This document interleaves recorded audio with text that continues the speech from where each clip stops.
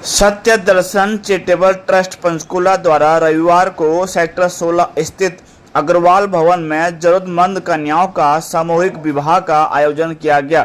इस अवसर पर आयोजित सार्वजनिक कार्यक्रम में अपने संबोधन पर ट्रस्ट के स्थापक अध्यक्ष जगमोहन गर्ग ने कहा कि सत्य दर्शन चैरिटेबल ट्रस्ट का गठन उनके पिता स्वर्गीय सत्य दर्शन गर्ग की याद में किया गया था। उन्होंने कहा कि 7 वर्ष पहले पिताजी के देहांत के बाद माता मनसा देवी के आशीर्वाद से ट्रस्ट का गठन किया गया। ट्रस्ट की ओर से अनेकों समाज सेवा के कार्य लगातार किए जाते हैं। उन्होंने कहा कि पिछले वर्ष एक बहुत विशाल ब्लड डोनेशन कैंप का आयोजन किया गया था, जिसमें 666 रक्त यूनिट एकत्रित किया गया। ट्रस्ट की ओर से वर्ष में एक बड़ा कार्यक्रम किया जाता है, लेकिन समय समय पर अन्य समाज सेवा कार्य लगातार किए जा रहे हैं।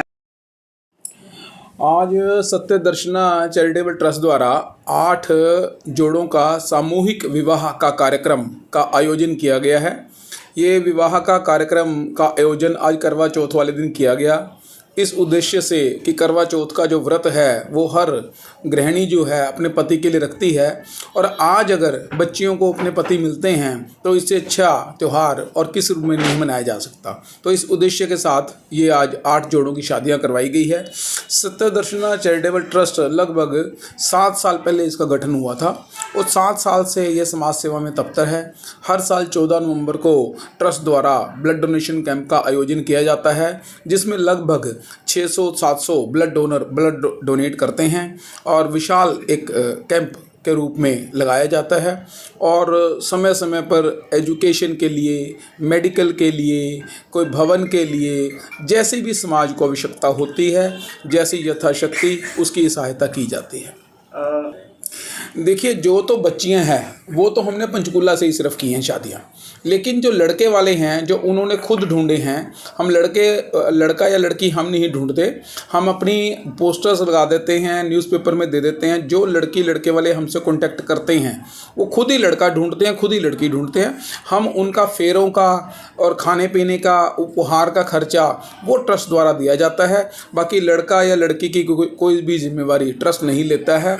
और ये लोकल पंचकूला की ही लड़कियां थी सारी।